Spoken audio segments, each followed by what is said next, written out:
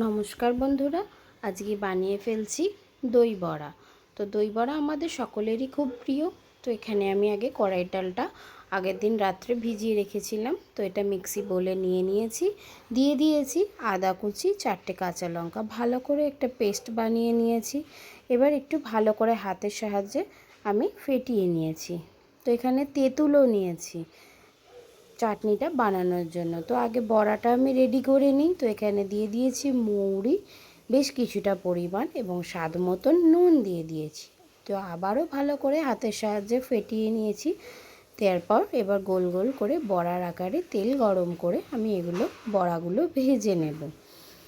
তো ভালোভাবে আমি বড়াগুলো ভাজবো এবং ফ্লেমটা খুব কম রেখে দেবো, যাতে বড়াগুলো ওপর থেকে না ভেতর থেকেও খুব ভালোভাবে আমার ভাজা হয়ে যায়। তো এবার একে একে আমি এইভাবে বানিয়ে নিয়েছি সব কটা বড়াই।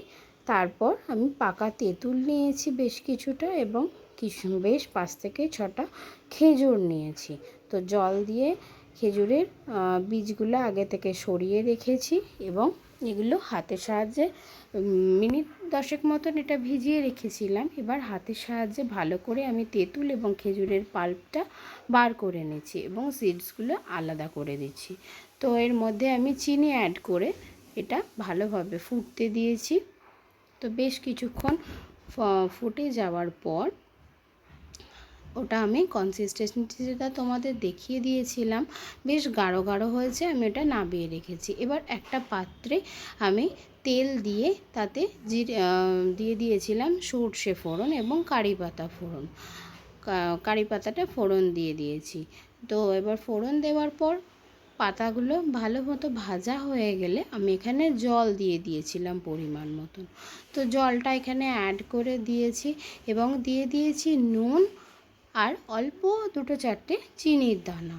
বেশ জলটা একটু উষ্ণ উষ্ণ গরম হয়ে গেলে কিছুটা পরিমাণ বড়া মধ্যে, মানে যতটা আমি দই বড়া বানাবো ঠিক ততটা পরিমাণ বড়া একটা পাত্রে নিয়ে নিয়েছিলাম। এবার ওপর থেকে এই জলটা আমি অ্যাড করে দেব। বেশ কিছুক্ষণ এই বড়াগুলি কারি পাতা ভেজানো এই জলটার মধ্যে থাকবে। তাহলে কি হবে, আমার নুন, চিনি এবং কারি পাতার যে স্বাদটা বড়ার ভেতরে চলে যাবে এবং বাকি যে বড়াগুলো আমি একটা কন্টেনারে ভরে সেগুলো স্টোর করে রেখে দেবো 15 থেকে 20 দিন। প্রায় আমি নর্মাল ফ্রিজে রেখে দিতে পারি। এবার নিয়ে নিয়েছি দইটা আমি খুব ভালোভাবে এখানে ফেটিয়ে নিচ্ছি। তো আমি দেখাচ্ছি, দেখো কতটা পরিমাণ আমি ঘনত্ব রেখেছি। তোমরা যদি চাও তো একটু পাতলাও করতে পারো, আরও গাঢ়ও করতে পারো। তো আমি এখানে এই কনসিস্টেন্সিটাই রেখেছি। এবার একটা একটা করে বড়া আমি ভালোভাবে হাতের সাহায্যে চেপে চেপে জলগুলো বার করে নিয়ে আমি দইয়ের মধ্যে সেগুলো রেখে দিচ্ছি।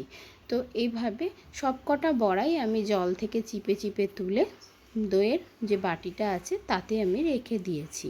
তো এবার ভালোভাবে আমি বড়াগুলো ভালোভাবে দইয়ের মধ্যে সেট করে প্রায় 20 থেকে 25 মিনিট মতন ফ্রিজে রেখে দিয়েছিলাম, নর্মাল ফ্রিজে, যাতে দইটা আরও ভালোভাবে ঠান্ডা হয়ে যায় এবং বড়াগুলোও একটু ঠান্ডা ঠান্ডা হয়।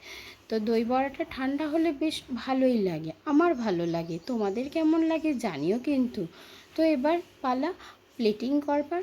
তো আমি এখানে বড়াগুলো সাজিয়ে নিয়েছি, ওপর থেকে দিয়ে দিয়েছি একটু চাট মশলা ভালোভাবে, আর বাড়িতে বানানো গুঁড়িয়ে রাখা ভাজা মশলা, যাতে জিরে, ধনে, শুকনো লঙ্কা ভালো করে ড্রাই রোস্ট করে কুড়িয়ে রেখেছিলাম। এখানে দিয়ে দিলাম ধনেপাতার চাটনি এবং বাড়িতে বানানো খেজুর এবং তেঁতুলের চাটনি, আর ওপর থেকে সুন্দর দেখতে লাগার জন্য একটু ঝুরি ভাজা অ্যাড করে দিয়েছি।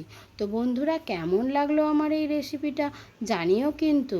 আর বড়াগুলো না দারুণ সফট হয়েছিল। এইভাবে তোমরাও বাড়িতে বানিয়ে দেখো।